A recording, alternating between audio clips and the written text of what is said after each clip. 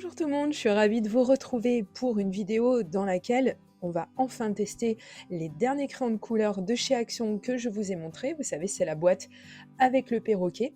Et j'espère que je serai moins déçue que ceux que j'ai utilisés dans une vidéo précédente. Je vous montre tout d'abord le papier sur lequel je vais travailler, puisque il est évident aussi que le papier a un rôle à jouer là-dedans. Et celui que je vais utiliser cette fois-ci, c'est du papier canson, parce que souvent j'utilise le papier de chez Action, et je me demande s'il n'y a pas une vraie différence, si on utilise vraiment du bon papier. Tampon que j'ai acheté également chez Action, et comme c'est un grand tampon, je vais me méfier un petit peu. Je l'ai mesuré pour avoir quelque chose à peu près précis au niveau des mesures où je vais découper mon petit marque-page, puisque oui, effectivement, c'est un petit peu un marque-page que je vais faire, bien que je puisse m'en servir aussi dans mon agenda, etc. Mais là, j'avais vraiment en tête de faire ce genre de format, d'utiliser ce genre de format. Bon, je vous ai pas mis spécialement les mesures que j'ai utilisées, mais bon, concrètement, vous prenez la hauteur et la largeur du tampon et puis vous prenez quelques centimètres sur les côtés. Donc au début, j'étais partie pour n'utiliser que le grand tampon de cette planche, et puis après, je me suis dit que ça pourrait faire joli en fait de rajouter ce petit papillon sur le côté.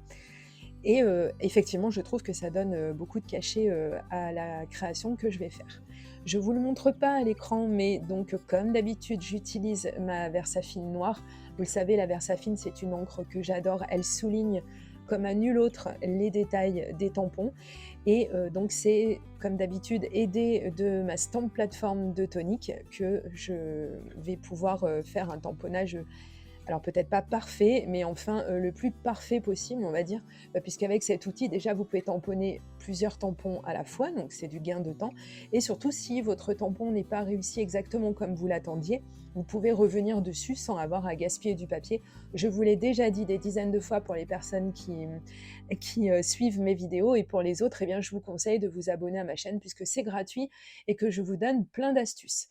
Voici donc les fameux crayons que je vous ai présentés lors du dernier haul action qui figure sur ma chaîne. Donc quand on les ouvre, on voit qu'on a énormément de couleurs.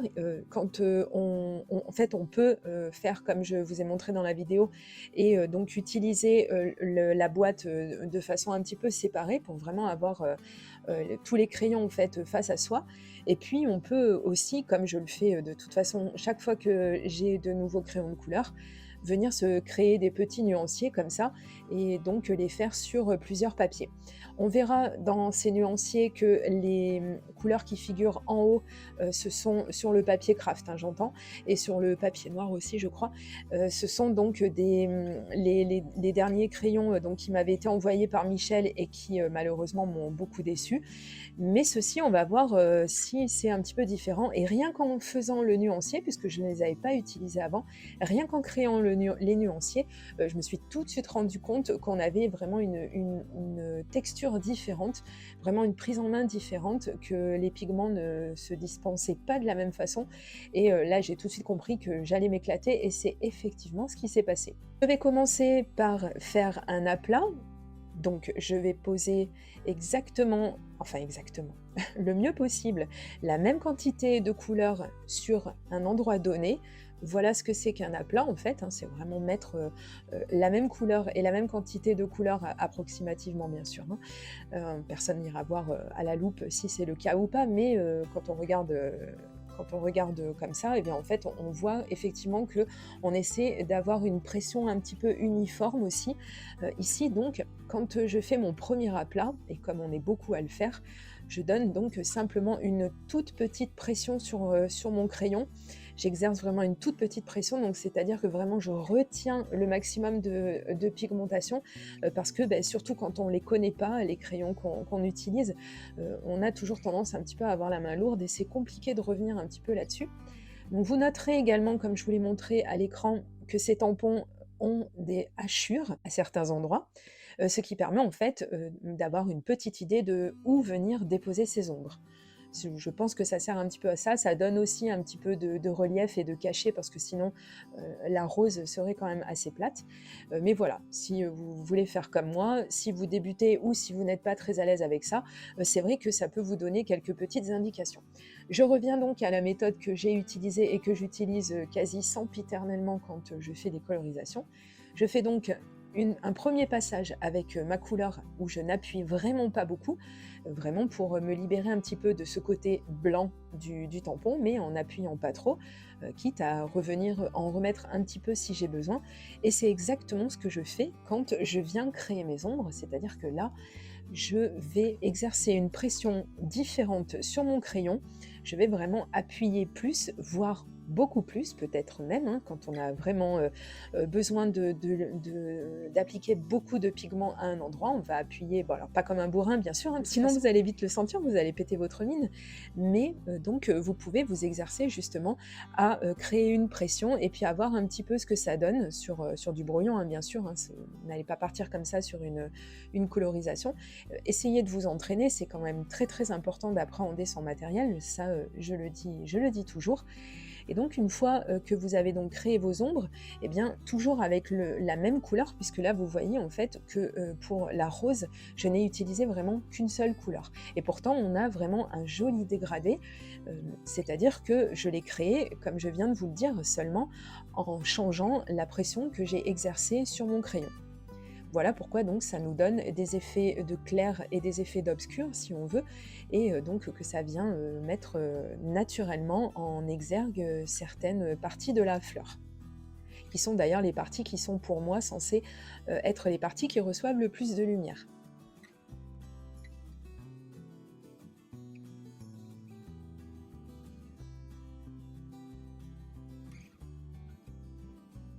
Ensuite, on va changer de couleur, puisque je voulais vraiment tester pas mal de couleurs pour cette création, et j'essaie de vous montrer un petit peu quelle couleur moi j'ai utilisée.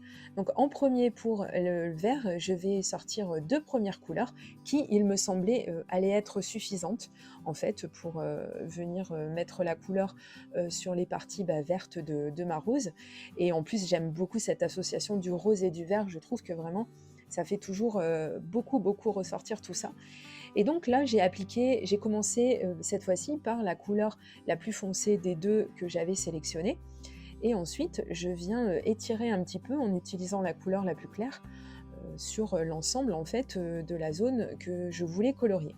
Alors j'aime déjà bien le résultat, je trouve quand même déjà c'est facile à appliquer, je vous le dis, et en plus le rendu est vraiment tel que je l'imaginais. Mais j'avais envie de rajouter une petite touche, voir un petit peu ce que ça valait, et surtout ça m'a permis aussi de voir si les couleurs se superposaient bien, parce que par exemple sur les crayons que j'ai utilisés dans une vidéo précédente, hein, ceux qui m'ont pas du tout plu, eh bien en fait on ne pouvait pas superposer, ou très difficilement on pouvait superposer les couleurs, donc ce qui aide pas quand on a besoin de faire des dégradés.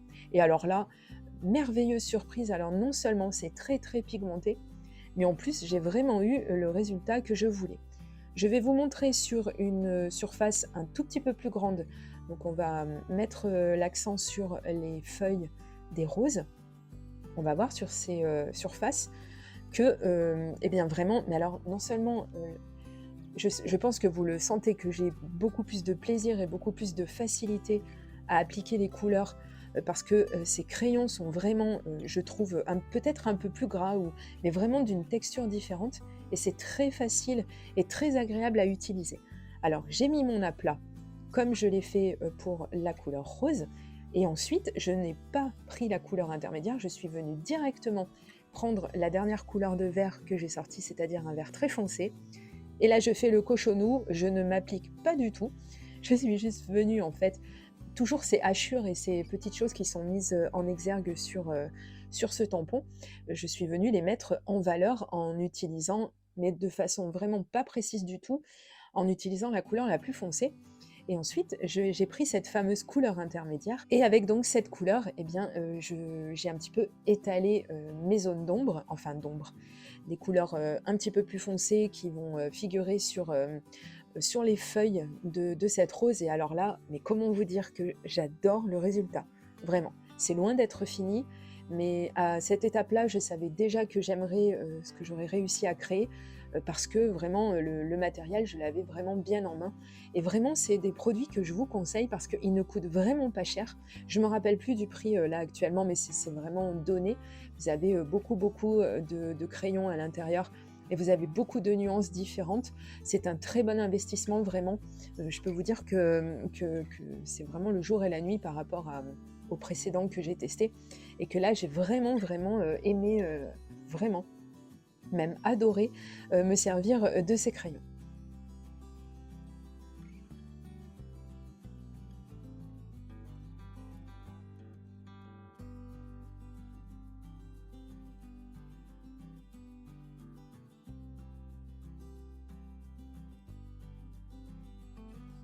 Ensuite, on va s'occuper de ces papillons. J'ai sélectionné 2 couleurs et encore une fois, je vais en rajouter une, mais je vais pas vous dire, quand même tout ce que je vais faire avant de le faire.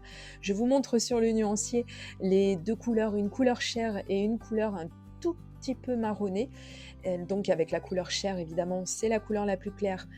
On ne change pas une équipe qui gagne. Je vais repartir sur le même principe. Donc je vais faire mon aplat avec cette couleur la plus claire, puisque j'avais décidé de partir de cette couleur-là. Je vais appuyer un tout petit peu plus au niveau du corps du papillon, enfin de la base des ailes avec ma première couleur, pour déjà avoir un tout petit effet de dégradé. Et ensuite je vais changer, je vais prendre la couleur marron très clair pour venir un petit peu intensifier tout ça.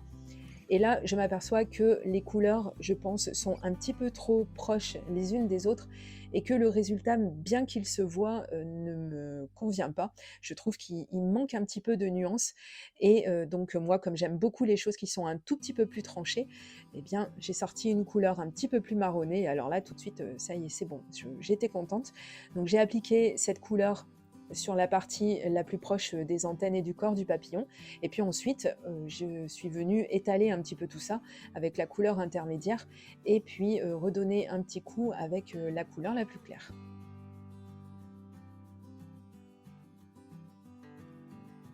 Et voici le rendu, je trouve ça très joli et on a vraiment mais ces super effets de clarté sur les bords des ailes du papillon et vraiment, je trouve ça très chouette.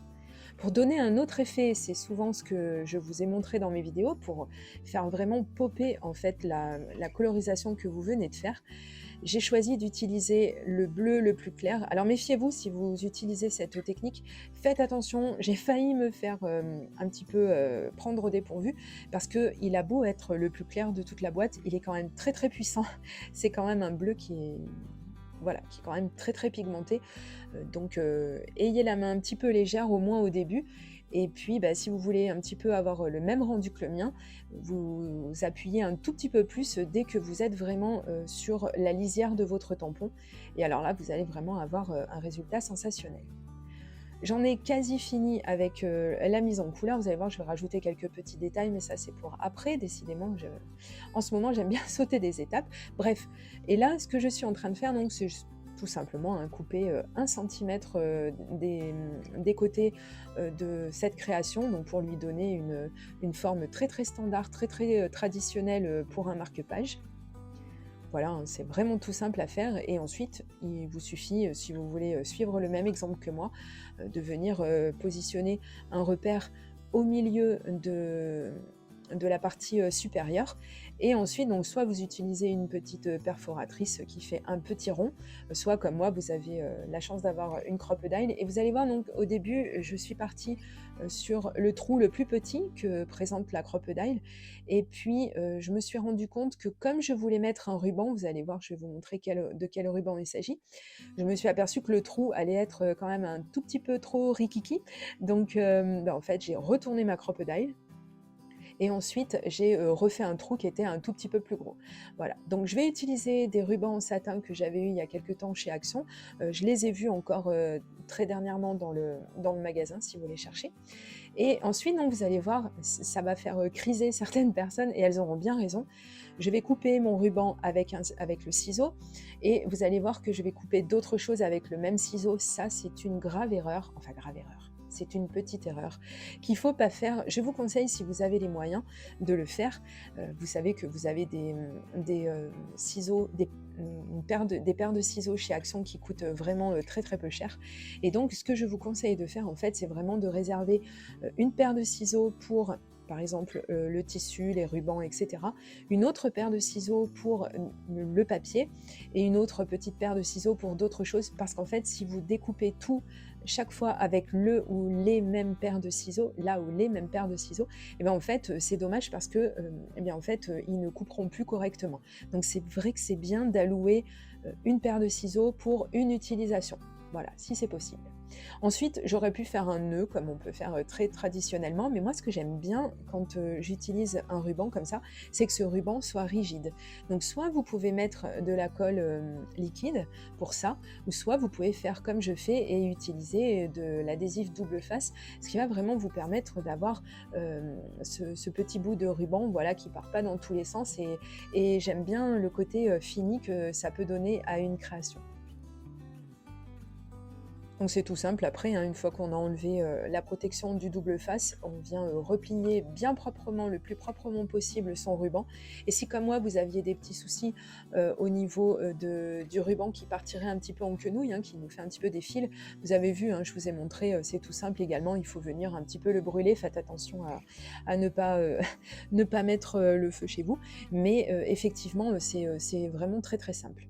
Et ensuite, donc c'était déjà très, très, joli, je trouvais, cette création, mais j'avais envie de mettre des accents blancs. Alors j'ai sorti plusieurs, stylos gel comme, j'ai l'habitude, d'utiliser dans ces cas-là. Donc j'ai utilisé le Jelly Roll de Sakura et puis j'ai utilisé également, le Signo blanc, qui sont mes 2 chouchous, vraiment des 2 stylos blancs chouchous. Ils sont d'une puissance, pas possible. Je pense que d'ailleurs vous arriverez à le voir. Mais ce sont vraiment de très très bons produits et je vous mettrai le lien comme d'habitude de ça et de tout le matériel que j'ai pu retrouver et que j'ai utilisé dans cette vidéo. Et bien sous cette vidéo justement, soit vous cliquez sur plus, soit vous cliquez sur le nom de la vidéo et vous allez avoir donc accès à la barre d'informations et accès à tout le matériel que j'ai utilisé. J'espère que cette création vous a plu. Moi, vraiment, je trouve ça vraiment très très réussi. On n'a pas eu besoin d'énormément de matériel, ni de matériel qui coûte très cher, puisque ça vient tout de chez Action. Donc, je vous remercie pour le petit pouce en l'air et je vous dis à très très bientôt pour de prochaines vidéos créations. Gros bisous, bye bye.